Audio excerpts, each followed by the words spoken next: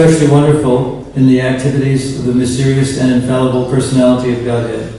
By his own transcendental energy, he maintains and annihilates all material things, although he himself is unborn. Responsibly, O Brahmins, do not think this to be especially wonderful in the activities of the mysterious and infallible personality of Godhead. By his own transcendental energy, he maintains and annihilates all material things, although he himself is unborn. Purport by Srila Prabhupada. The activities of the Lord are always inconceivable to the tiny brain of the living entities. Nothing is impossible for the Supreme Lord, but all his actions are wonderful for us, and thus he is always beyond the range of our inconceivable limits. The Lord is the all-powerful, all-perfect personality of Godhead. The Lord is 100% perfect, whereas others, namely Narayan, Brahma, Shiva, the demigods, and all other living beings, possess only different percentages of such perfection. No one is equal to or greater than him. He is unrivaled.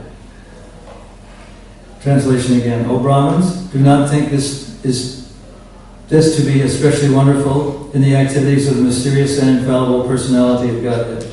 By his own transcendental energy, he maintains and annihilates all material things, although he himself is unborn.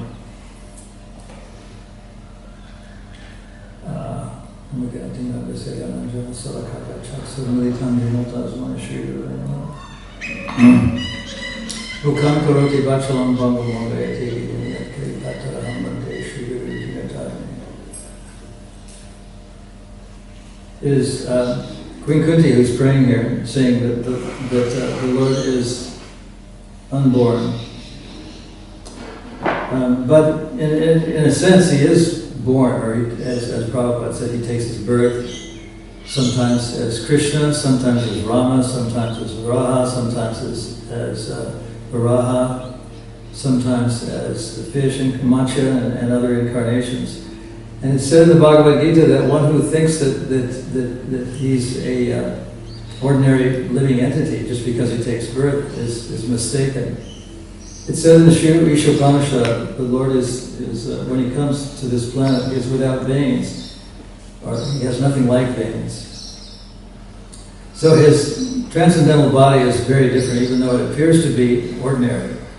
When he was in the home of Yashoda, he manifested real fear of her whipping stick, even though fear personified is afraid of him. So he actually cried, and tears came out of his eyes. I don't know if anyone was taking their temperature, but I think it's said somewhere in one of the writings of one of the Goswamis that hot tears, if they're hot, they're tears of grief, and if they're cool, they're tears of ecstasy.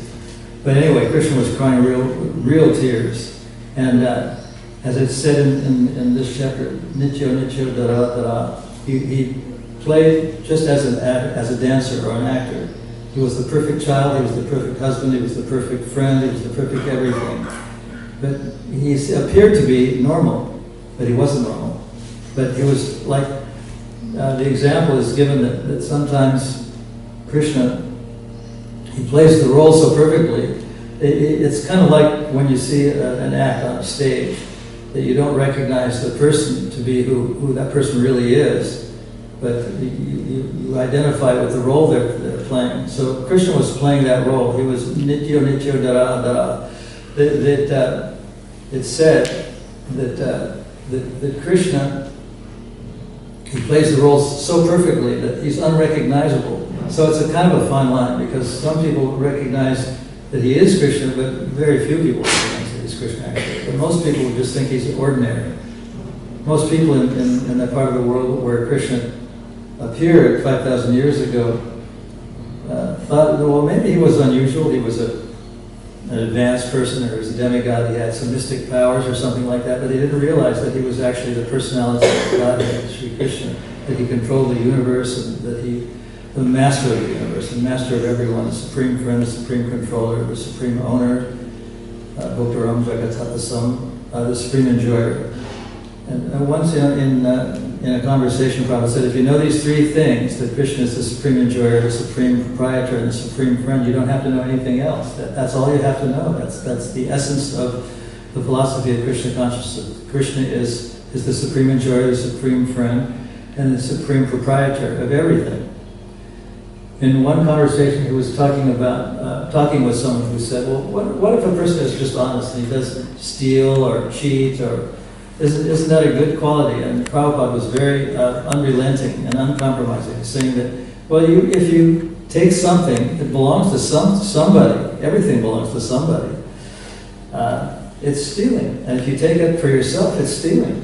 And he gave the example of a river. You take some water out of a river and take it for yourself and drink it, but you're actually stealing if you don't think that river belongs to someone, because everything belongs to Krishna. Ultimately, everything belongs to Krishna. Even the river water, even the air that we're breathing, it all belongs to Krishna. So if we're breathing air or drinking water, we're actually stealing. So in a sense, everyone in this material world is a thief.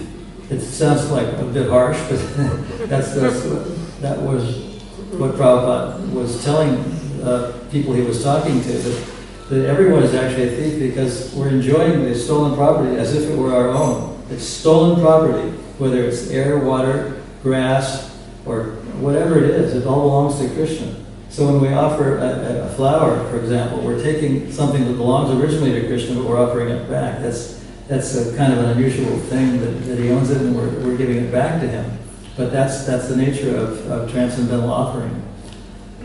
Ganges water is actually emanating from Krishna, but sometimes it's offered to Krishna. Just it's like flowers, they belong to Krishna, but they're offered to Krishna, just like we have garlands and we're offering them to Krishna. So Krishna is beyond the range of our perception, as it is stated here. He's unrivaled, and he has different percentages of perfection. I don't know if it was one of the Goswamis who said what these percentages were, but it's written also in the Bhagavatam. It's written by Srila Prabhupada. There are different percentages. It's just kind of an unusual thing, because everything in this material world, and at least in the Western world, is quantified. It's talked about in inches or feet or angstrom units or percentages, but in order to convince the Westerners, Prabhupada specifically mentioned these percentages. And in the percentages, I think it was originally given by one of the Goswamis, says that Narayana is 94% of Krishna's qualities, Lord Shiva is 84%, and Lord Brahma is 78%, and we can go up to 78% of the qualities of Krishna. But only Krishna is 100% or 100% in Prabhupada's verbiage. That is different. In another writing, Prabhupada talks about time, place, and circumstance. And of course, when we're giving class in front of a microphone like this, and I'm looking around and seeing everyone who's sitting here, it's actually much bigger than that, because I'm speaking to not just the people sitting here, but the people in Wollongong, people in China, people in Scandinavia, people in Russia. It's a different world because of telecommunications technology. So, I have a bit of a communications background, so I'm a little bit careful about what I say, because as it's said in the United States, whenever you're arrested, whatever you say can be used in court of law against you. So there are bloggers out there who are going to find fault in something I say and use it against me, maybe. So I'm a little bit careful, and so that's why this speech is a little bit guarded and a little bit elementary. Maybe people like to hear the more intimate and more confidential pastimes of Krishna, but it's not always possible to do that, because we're speaking to people in Krishna village, the people in the United States, in Canada, and South America. So it happens. I heard a lecture that was spoken, I think it was around about 1972, probably in Mayapur or Calcutta. And one gentleman, and this is on the subject of not speaking everything to everyone, as if they're all knowledgeable, and some are just beginners, and some are neophytes, and some are just curious. Anyway, this person was asking, somehow read, was a man in Calcutta or Mayapur, was saying that I read somewhere that we should see that everything, iron and gold, are the same. And Prabhupada very emphatically told him that they're not the same, even though they, a very advanced person sees it the same. So that seeing that they're the same is a symptom of great advancement. And he went on to say that they're very different. And he was so emphatic that he said that if you go into a shop to buy some gold, you have to pay the price of gold. But if you want to buy iron, you pay the price of iron. So they're actually very different. And he went on and on for quite a long time about how iron and gold are different things. And then, after he stated that they're actually very different, he told the story of Sanatana Goswami and the touchstone. And the purport was that Sanatana Goswami was a very advanced human being. He wasn't ordinary. He has some identity in Krishna Lila, but he was very advanced. Therefore, he had this touchstone, which was a very valuable stone. It was said that it could change anything into gold, any piece of stone or rock into gold, that he had it in a pile of refuse. And he was approached by a man who was given a benediction to get the very best of everything, anything. And he asked Sanatana Goswami, of course Prabhupada narrates the story, and he was telling this man about the story, after he told him that gold and iron were very different. And he said that he went into this pile of refuse and got this touchstone and gave it to him and said, well, this is a very valuable thing. And then the man went away with his touchstone, and he started to think that, well, why was this very valuable stone in a big pile of garbage or refuse? And he went back to Sanatana with the touchstone, and he said, I want you to give me the most valuable thing, and I think that this was very valuable, but in a sense it wasn't, because it was in a pile of garbage. So then he gave him the holy name, and he said, this is actually the best thing. And he said, you take that stone and throw it in the river. This was in the river. If you threw a thing in the river in those days, in that part of the world, it was like disposing of it for good, a fast-flowing river. It was in the days before there were garbage men and garbage trucks that put things in landfills or whatever, and hopefully they were burned at some point. Of course, in certain parts of the world, they don't have landfills. They have big piles of refuse. I've seen it myself. I was in near Udupi, near the beach, and so this huge pile of garbage with crows on top of perched on top of the pile, singing their well-known songs that sound like wood being sawed by hand. Anyway, that's the fate of refuse in some parts of the world. It's piled up. It's not in landfills. It's just in a big mountain of garbage. So this man realized that actually the chanting the Hare Krishna mantra was more valuable than gold. And he finally got the most valuable thing, which was his benediction. It's said here in the purport, Prabhupada writes that Krishna is beyond the range of conceivable limits. What is a conceivable limit? Well, I was in a sort of a discussion with a few devotees in England when we were talking about how Krishna is actually inconceivable. And this, one of the things we were discussing was the verse that goes, Jivani Kashtanam Adyaksho Jajam Avyayam Nalakshaye Druda Vishwas. Anyway, the idea is that Adhoksaja means that he is inconceivable. And in Sanskrit we have the word achincha, or achincha veda tata, which means inconceivable oneness and difference. Inconceivable, achincha is the word. Anyway, that Krishna is inconceivable. That everything is, we're trained to think that everything, all the planets go around the sun, but that's the heliocentric concept, and the Vedic concept is more like everything goes around the earth. It's more like the geocentric concept, something like that. It's very different. So it's very hard for us to understand. It's in the realm of the inconceivable, how the universe is actually structured. Because it's so different from what we learn in the Western world. And the fact that the phases of the moon are a result of one of the demons devouring the moon. You know, it's very very hard to understand that, because astronomers can explain in their way of explanation why the phases of the moon are. There's a full moon and a half moon and a quarter moon and a crescent moon and so forth, and a non-existent moon. Why those things exist without Rahu devouring part of the moon? It's very hard it's inconceivable actually to us.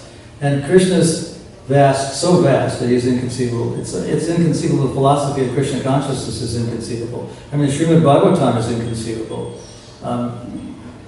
The fact that atomic weapons could be so focused that they could destroy the target without any collateral damage.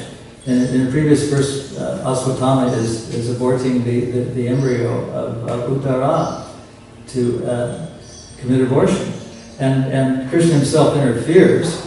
And in a sense, this shows that this is our justification, our spiritual justification for not thinking abortion is proper, because God himself is intervening and preventing it from happening.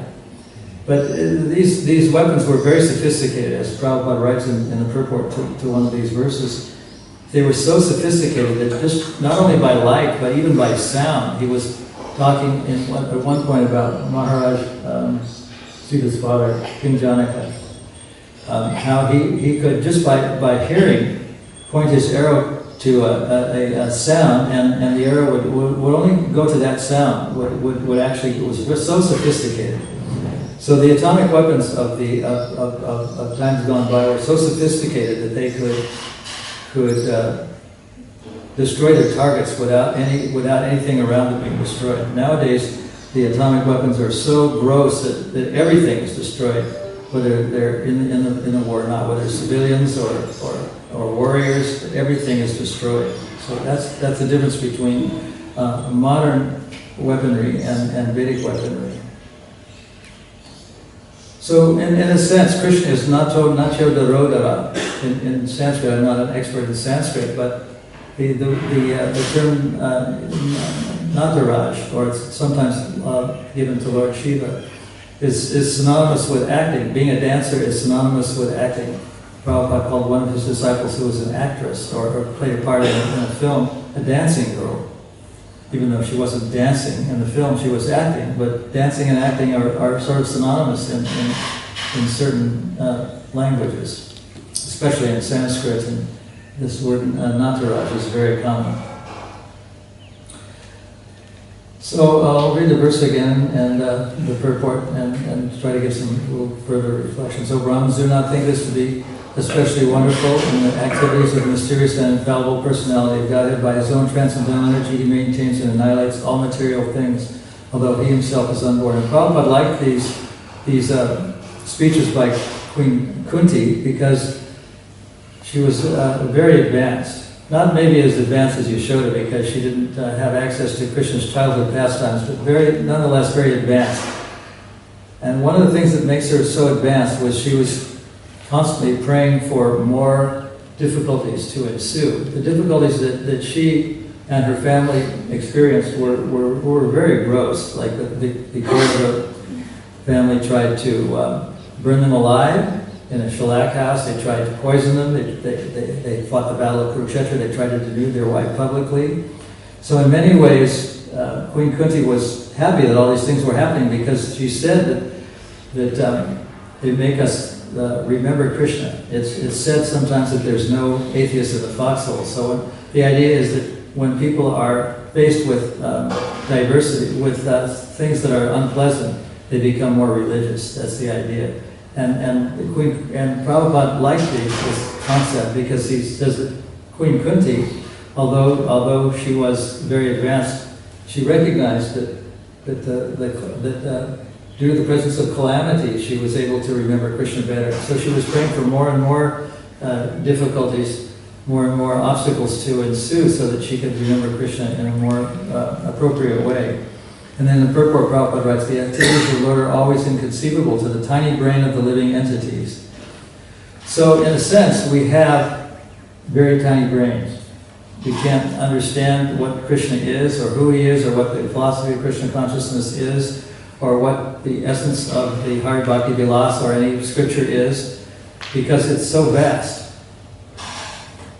I was reading the other day with Nishina Kabach about the different personalities who are there, and it's so vast that it's impossible to remember all of them and all of their offspring, and yet it's something that Prabhupada was giving us.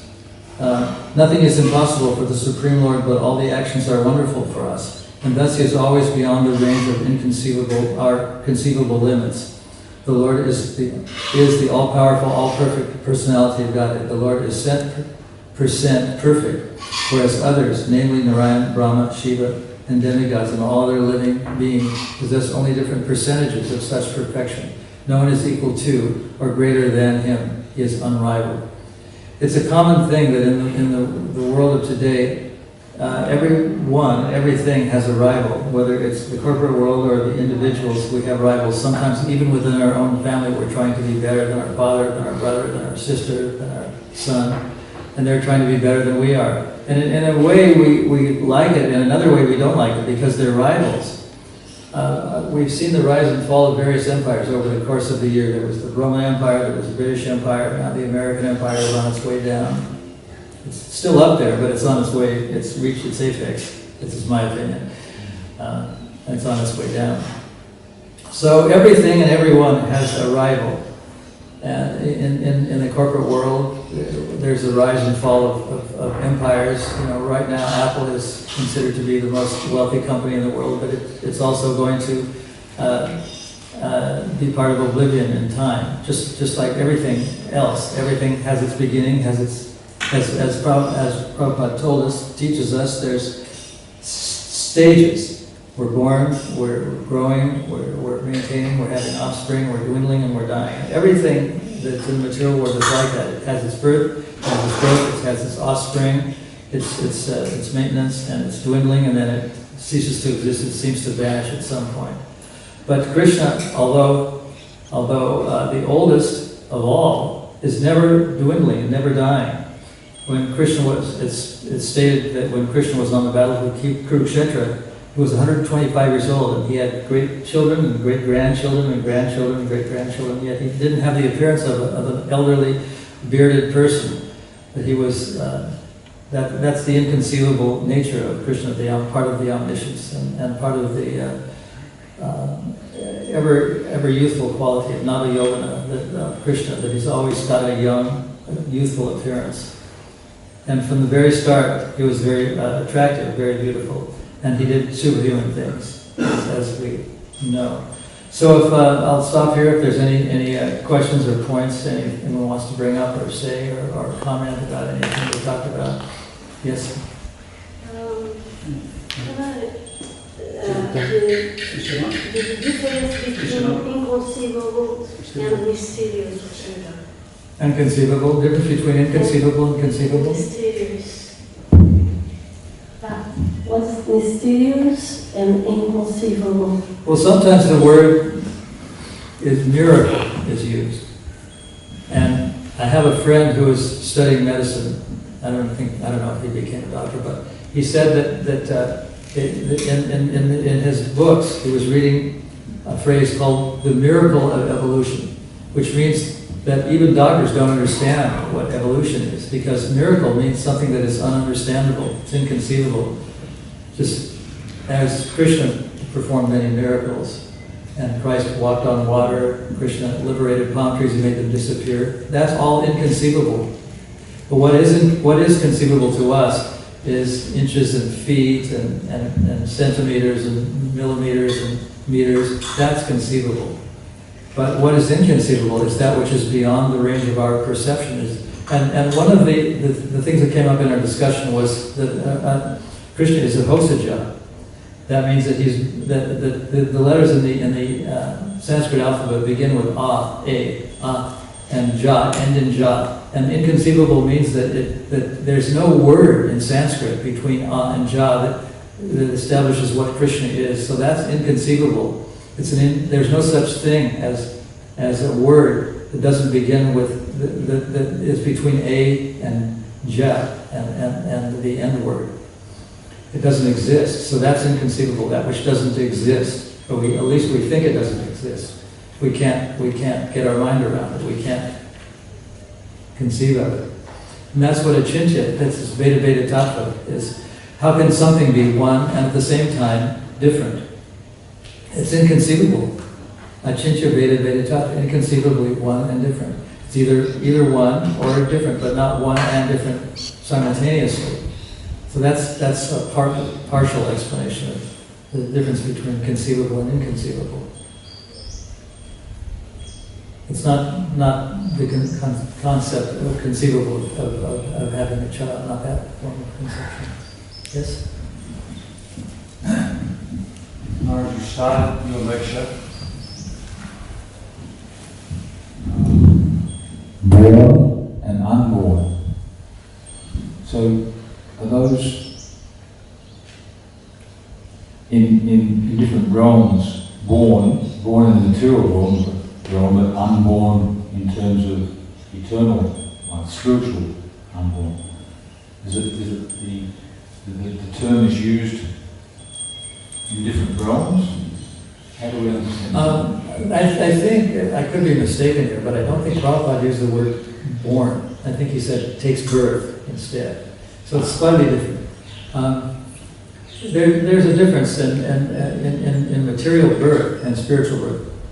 For example, Brahma, who is sometimes called unborn, didn't exist because Vishnu and Lakshmi had a sexual relationship. He was born from the navel abdomen of Garbhodakshaya Vishnu because he was unborn, because it was a spiritual thing, not a material thing. So birth in the material world is very unlike birth in the spiritual world. And when Krishna was so-called born, he also appeared in his four-armed Vishnu form before Devaki and Narayan, according to the 10th canto. So it's a little different. It's quite a big difference. It's not a little different, it's a huge difference between being born in the spiritual way and being born in the material way. So I don't know, that's another big discussion. But there is a big difference. As I said, Krishna, when he was playing the part of an ordinary person, was not an ordinary person. He had veins, and he had blue skin. We don't see anyone in the material world with blue skin, with a bluish hue in their body. I mean, I've never seen one. I've seen people that have different colors of skin pigment, but not anyone that's blue. So that's the difference. Any other points? Yes?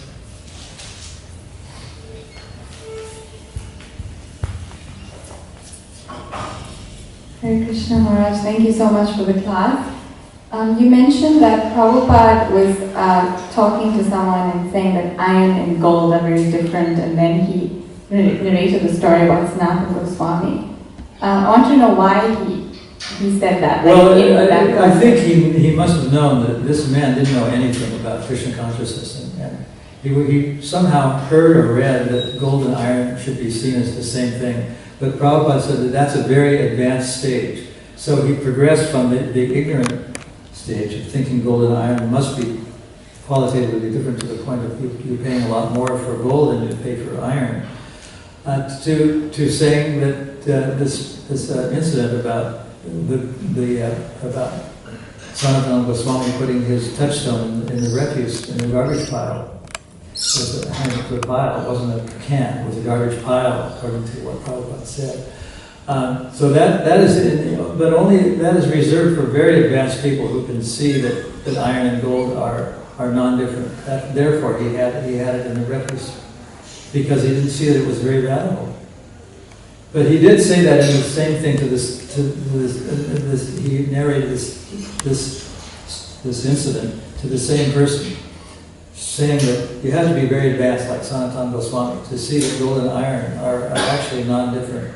And it's said somewhere, it's taught by Prabhupada, that one who is very advanced doesn't see the difference between gold and iron, even though from a material point of view, I mean, if I saw a piece of gold, I would grab it and at least sell it or whatever.